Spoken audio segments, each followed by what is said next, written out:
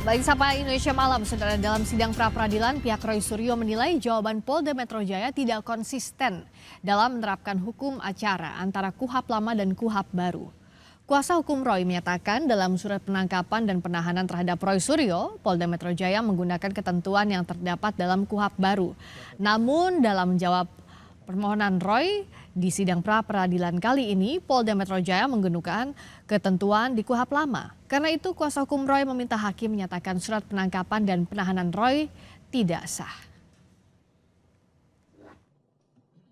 Bahwa jawaban termohon memperlihatkan termohon salah menerapkan hukum acara dalam menerbitkan surat perintah penangkapan, sehingga secara hukum surat perintah penahanan tersebut harus dibatalkan demi hukum karena mengandung cacat formil serta tidak memberikan kepastian hukum kepada diri pemohon. Bahwa jawaban termohon yang merujuk pada pasal 361 huruf A Undang-Undang Nomor 20 Tahun 2025 tentang KUHP tidak tepat secara hukum karena termohon tidak memperhatikan ketentuan pasal 361 huruf D Undang-Undang Nomor 20 Tahun 2025 tentang KUHP, yaitu dalam hal perkara tindak pidana yang sudah dilimpahkan ke pengadilan tetapi proses pemeriksaan terdakwa belum dimulai, perkara diperiksa, diadili, dan diputus berdasarkan ketentuan dalam undang-undang ini. Sebelumnya, Polda Metro Jaya selaku termohon dalam sidang pra-peradilan ini meminta hakim menolak seluruh permohonan Roy Suryo. Kepala Bidang Hukum Polda Metro Jaya, Kombes Abrianto Pardede menyatakan penangkapan dan penggeledahan Roy Suryo di kediamannya pada 19 Juni lalu adalah sah secara hukum. Penangkapan dan penggeledahan terhadap Roy Suryo telah dibekali dengan izin geledah berdasarkan penetapan Ketua Pengadilan Negeri Tangerang serta surat perintah dari Direskrimum Polda Metro Jaya tertanggal 19 Juni 2026. Kepolisian menilai dalil adanya pelanggaran prosedur yang diajukan Roy Suryo adalah tidak benar. Polda Metro Jaya memohon agar hakim menolak seluruh gugatan Roy Suryo.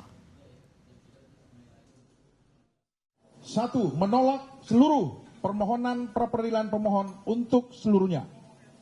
2. Menyatakan tindakan penggeledahan yang dilakukan termohon berdasarkan penetapan Ketua Pengadilan Negeri Tangerang nomor 49-pen-p-izin-geledah 2025 PN Tangerang tertanggal 13 November 2025 dan surat perintah penggeledahan rumah dan tempat tertutup lainnya nomor SP garing rumah tab garing 373 garing Romawi 6 garing res 1.24 garing 2026 di Treskrimum Polda Metro Jaya tanggal 19 Juni 2026 adalah sah menurut hukum. Sidang pra-peradilan Roy Suryo tengah digelar di Pengadilan Negeri Jakarta Selatan. Polda Metro Jaya sebut upaya penangkapan dan penahanan Roy Suryo sah secara hukum. Namun pihak Roy menilai Polda Metro tidak konsisten dalam menerapkan hukum acara pidana. Kita ulas perkara ini dengan kuasa hukum Roy Suryo Abdul Ghafur Sangaji serta penasihat ahli Kapolri Irjen Pol Purnawirawan Arianto Sutadi. Selamat malam Bang Sangaji juga Pak Arianto. Selamat malam, Mbak Friska. Malam Pak Ghafur. Selamat malam, saya ke Bang Sangaji dulu. Kalau yang pihak Anda sebut tidak konsisten menerapkan KUHP lama dan KUHP baru itu di poin apa singkatnya, sederhananya? Ya, di surat perintah penangkapan dan surat perintah penahanan itu kan ada dasar pertimbangan hukum. Ya, atau kita sebut dengan diktum menimbang dengan merujuk pada dasar yuridis.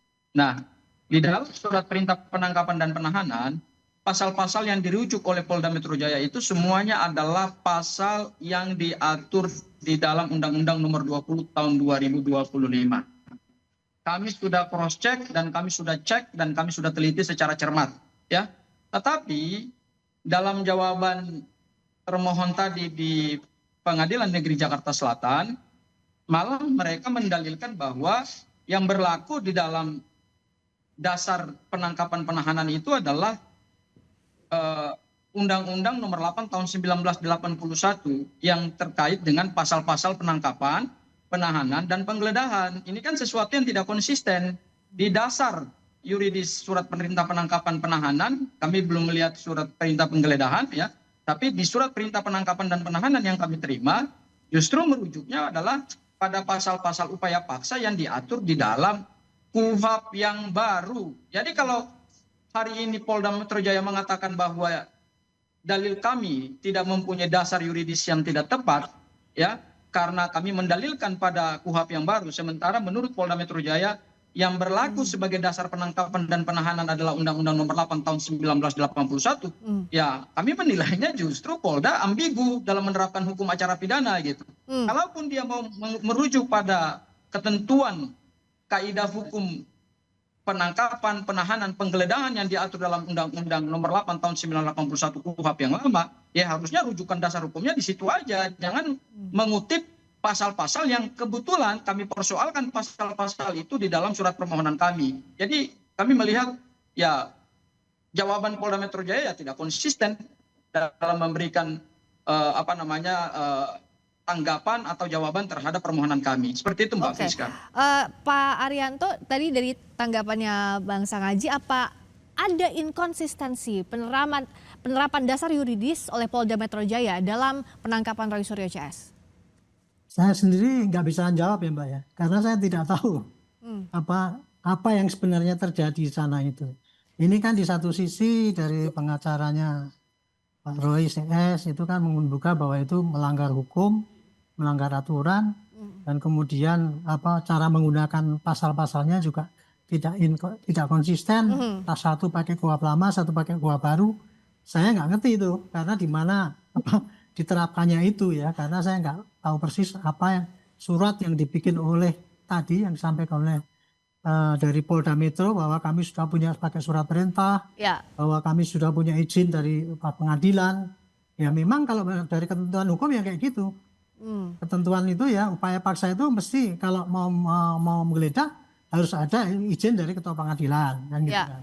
Nah, cuman kita nggak ngerti apakah izinnya itu ada apa tidak pun sampai sekarang saya nggak ngerti karena kemarin dibilang tidak ada tapi ternyata tadi penyidik mengatakan ada.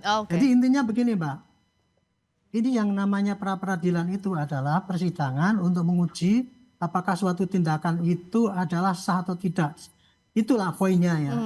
Nah sementara dari pihak yang menggugat pasti mengatakan bahwa itu tidak sah karena melanggar formal atau material apa-apa. Bolehlah semua diajukan sesuai dengan surat penangkapan. Sedangkan dari pihak penyidik pasti akan mengatakan enggak, kami sudah benar. Jadi gugatan itu enggak benar gitu. Makanya supaya ditolak gitu. Nah ini semua nanti akan dilihat dalam bukti yang besok ya akan diperlihatkan apa yang disampaikan oleh dari penggugat maupun apakah yang disampaikan oleh Polda Metro, pasti masing-masing kan membawa bukti. Bukti itu diserahkan, disampaikan dalam persidangan. Disitulah nanti hakim akan menilai, oh ini mana yang benar, mana yang salah. Di situ hakim nanti akan memutuskan apakah 3 pokok masalah yang tadi digugat itu, yaitu mengenai penahanan, penangkapan, penggeledahan itu sah apa tidak, itu nanti hakim yang akan memutuskan setelah melihat bukti-bukti yang ada diajukan di dalam persidangan pra-peradilan. Ya Pak Arianto, ini kan akan diuji di sidang pra-peradilan. Nah kalau berdasarkan yang harus dilakukan, sebenarnya apa saja yang harus polisi miliki pada saat sidang pra-peradilan untuk membuktikan bahwa proses penangkapan itu memang sah? Yang harus dimiliki oleh polisi adalah surat perintah ada apa enggak. Kemudian kalau untuk penggeledahan itu ada izin apa enggak? Karena kalau beda ya, kalau surat perintah itu tidak perlu pakai izin dari pengadilan Bu. Tetapi kalau penggeledahan itu harus pakai izin pengadilan. Sama juga dengan penahanan, dia nggak perlu lagi minta izin dari penahanan gitu. Itu jadi kira-kira. Nah dari pembuktian hari ini, setidaknya jawaban dari Polda Metro Jaya, Pak Bang Sangaji, Anda tetap yakin bahwa sejauh ini prosesnya tidak melalui prosedur yang semestinya lewat hukum acara pidana? Oke Mbak Priska ya, memang Pak Arianto pasti tidak memahami secara detail pokok materi kami karena Pak Arianto juga tidak pernah membaca dan tidak pernah melihat surat perintah penangkapan dan penahanan. Perintah penangkapan dan penahanan berupa selembar surat itulah yang kemudian kami uji, ya. Dan kemudian adalah praktek penangkapan dan penahanan itu juga kami uji. Dari sisi formil, ya, saya katakan tadi bahwa di dalam dasar pertimbangan hukum penangkapan itu mereka merujuk pada beberapa pasal di KUHP yang baru, ya. Saya sebut pasal 95 dan pasal 97, ya. Di pasal 97 menariknya adalah ada kewajiban bagi penyidik untuk melakukan pemanggilan secara sah dan patut itu maksimal 2 kali. Dan ketika seorang tersangka yang sudah ditetapkan sebagai tersangka itu tidak memenuhi kewajiban hukumnya untuk memenuhi panggilan dengan alasan yang sah, maka boleh dilakukan upaya paksa berupa penangkapan. Tetapi kemudian tadi di dalam jawaban Polda Metro Jaya, inilah jawaban yang ambigu. Mereka katakan bahwa mereka tidak merujuk. Bahkan mereka membantah dalil-dalil kami yang kami uraikan justru dari surat perintah penangkapan dan surat perintah penahanan mereka yang merujuk pada dasar hukum yang mereka pakai gitu ya. Itu dari sisi formil aja itu udah cacat krusial ya. Jadi dengan kecacatan krusial seperti itu, maka menurut kami mohonkan kepada tunggal pra peradilan untuk dan kemudian juga adalah menerima semua permohonan kami. Itu hal yang pertama. Hal yang kedua dari sisi praktek. Kita bicara praktek ya. Memang penangkapan dan penahanan itu memang pasti diawali dengan adanya surat perintah penangkapan dan penahanan. Tetapi perlu diingat bahwa kecacatan formil itu bukan di situ yang kami persoalkan, tetapi lebih pada ketentuan pasal 97 KUHP yang baru, bahwa seseorang itu harus dipanggil dulu secara sah dan patut, baru kemudian dilakukan penangkapan ketika yang bersangkutan mangkir dari panggilan. Namanya aja upaya paksa, bukan upaya negosiasi, upaya paksa. Paksa itu artinya di dalam KUHP, artinya adalah seseorang dilakukan suatu langkah untuk dikerangkeng dalam waktu sementara ketika yang bersangkutan mangkir. Lah, masyarakat tidak pernah mangkir. Selama ini memenuhi semua kewajiban hukum. Termasuk 30 kali melakukan wajib lapor di Polda Metro Jaya. Kemudian terkait dengan penggeledahan. Tadi jawaban izin dari Pengadilan Negeri Tangerang untuk melakukan penggeledahan. Sayangnya adalah pada saat mereka melakukan penggeledahan itu, dan nanti kita buktikan juga, kita lihat gitu ya, karena surat penggeledahan yang mereka kantongi itu katanya dari tahun 2025, bulan November 2025 gitu. Tetapi mereka melakukan penggeledahan baru pada tanggal 19 Juni 2026. Jadi kami akan lihat juga apa benar surat penggeledahan itu sudah ada. Dan yang kedua, sebelum penggeledahan dilakukan, secara patut seseorang petugas kepolisian harus menunjukkan dulu kepada yang mau digeledah rumahnya bahwa Bapak atau Ibu, kami sudah mengantongi surat penggeledahan, izin kami mau melakukan penggeledahan. Itu tata cara yang patut. Yang dilakukan oleh Polda Metro Jaya kan tidak seperti itu. Bang Sangaji. Tidak menunjukkan surat penggeledahan, tapi kemudian dalam jawaban mereka mengatakan mereka memiliki surat penggeledahan. Ini yang mendukung kami adalah jawaban-jawaban yang tidak rasional dan patut ditolak oleh Hakim Tunggal pra peradilan. Kita akan lanjutkan ini, termasuk apakah secara logika kerjanya penyidik bisakah melakukan hal-hal tadi secara serampangan tidak sesuai dengan prosedur hukum yang berlaku. Kita akan bahas saja dari Sapa Indonesia Malam.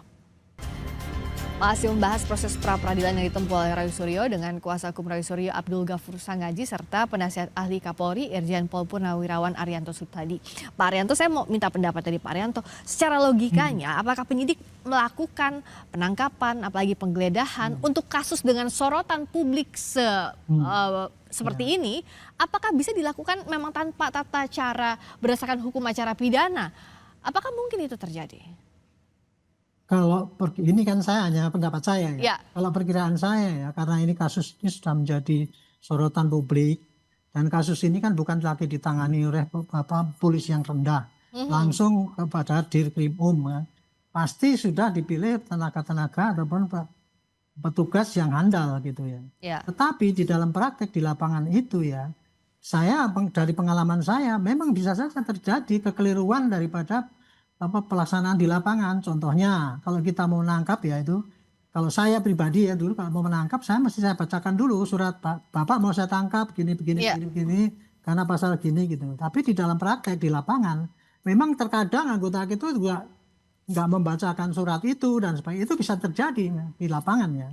Hanya begini, dengan tidak dibacanya prosedur itu sesuai dengan detail yang ada itu, apakah itu membatalkan suatu penangkapan sah apa tidak? Nah, itu yang saya tidak tahu ya, gitu ya. Karena itu hakim yang menentukan. Dalam hal ini saya ingin tegaskan ya, jelaskan bahwa pra peradilan ini hanya akan membatalkan apa yang digugat itu tadi, penangkapan, penggeledahan ataupun penahanan. Apa yang dilakukan oleh Polda Metro itu tadi nanti endingnya adalah, oh kamu tidak sah gitu kan. Sama seandainya nangkapnya tidak sah, berarti walaupun kamu tidak surat tapi caranya kamu salah, berarti penangkapan tidak sah. Maka dibatalkan surat penangkapan itu, maka berarti penangkapan tidak laku lah itu untuk dijadikan lampiran dari berkas perkara. Kalau penahanannya tidak sah, maka yang ditahan harus dikeluarkan. Kalau penggeledahannya tidak sah, maka apa yang didapat dari digeledah itu maka harus dikembalikan. Itu koreksi yang dijatuhkan oleh hakim di dalam pra peradilan. Jadi intinya pra peradilan itu adalah mengoreksi tindakan-tindakan yang tidak sah. Kalau memang tidak sah, maka dia kemudian dibatalkan sebagai bagian daripada proses untuk penyidikan itu. Gitu. Ya, tapi yang ditekankan itu tidak akan menyentuh pokok perkara karena pra peradilan sesuai dengan apa yang dimohonkan. Itu yang harus dipahami bersama ya Pak Arianto ya. Iya. Tapi yang jelas kan implikasinya pada kredibilitas kerja penyidik. Nah itu kan yang sana kan untuk menguji lah, untuk pendidikan pada umum ya gitu. Ya itu nggak apa-apa, bagus. Kalau bagi saya yang namanya pra peradilan itu memang untuk menguji, Bu. Bagi kami, kita udah ratusan atau ribuan kali lah kita dapat pra peradilan itu. Kalah menang itu bukan suatu aib bagi kita, tetapi sebagai koreksi untuk memperbaiki ini loh, yang kayak ini ternyata masih salah. Nanti jangan diulangi lagi kayak gitu. Karena yang namanya salah benar dalam pra peradilan ini, yang menilai kan dari dua pihak. Karena dari kita ini maunya dianggap benar, yang dari sana ngakunya benar sendiri juga. Nah, ini hakim yang nanti akan menentukan gitu. Jadi dalam hal ini ya seandainya nanti 3 itu dibatalkan pun itu bagi polisi ya tidak ada masalah lagi kan itu sudah berjalan, sudah jalan semua. Penangkapannya juga sudah nggak ditangkap lagi, tanahnya enggak, penggeledahannya juga nggak ada dia ambil. Nanti hanya polisi seakan-akan kan ini loh tugas polisi yang serampangan semenang-menang kayak gitu. Kira-kira nanti hanya begitu aja. Nanti hakim akan memutus tidak sama sah. Bagi polisi itu bukan merupakan suatu aib yang besar. Jadi untuk koreksi ke depan supaya jangan terulang lagi. Tapi tidak berpengaruh pada status hukumnya, artinya tersangka atau tidaknya tidak berpengaruh dalam kasus ini ya, tidak dimohonkan, dipermohonkan. Pengaruh lagi pada itu, karena penyidikan kan sudah penangkapannya juga sudah dilepaskan lagi, penahanannya sudah malah nggak menahan malah. Saya berikutnya ke Bang Sangaji, sudah bergabung lagi, Bang Sangaji? Sudah tersambung lagi, terima kasih. Singkat saja, jadi kalau setelah selesainya pra peradilan ini, apakah pihak Anda siap untuk memasuki pokok perkara nantinya? Iya, tentu kami akan siap untuk memasuki pokok perkara karena putusan pra peradilan ini kan dijadwalkan tanggal 7 Juli ya. Kemudian besok itu adalah pembuktian dari kami, pemohon, kemudian hari berikutnya lagi adalah pembuktian dari hari Kamis, pembuktian dari pihak termohon dan turut termohon, terutama termohon ya, dan kemudian hari Jumat itu kesimpulan, hari Selasa baru kemudian putusan pra peradilan, kemudian setelah itu kami akan melihat sejauh mana jadwal daripada persidangan ini berlangsung di Pengadilan Negeri Jakarta Timur. Seperti itu Mbak Friska. Baik. Proses inilah yang terus dipantau oleh publik, termasuk pembuktiannya untuk sebagai ajang pembuktian secara hukum, kredibel atau tidaknya proses penangkapan dan penggeledahan yang dilakukan, pun juga pokok perkara apalagi yang akan kita lihat sama-sama adu buktinya di persidangan. Terima kasih atas waktunya Bang Sangaji, terima kasih juga Pak Arianto. Sama-sama Mbak Friska, sama-sama Pak Arianto.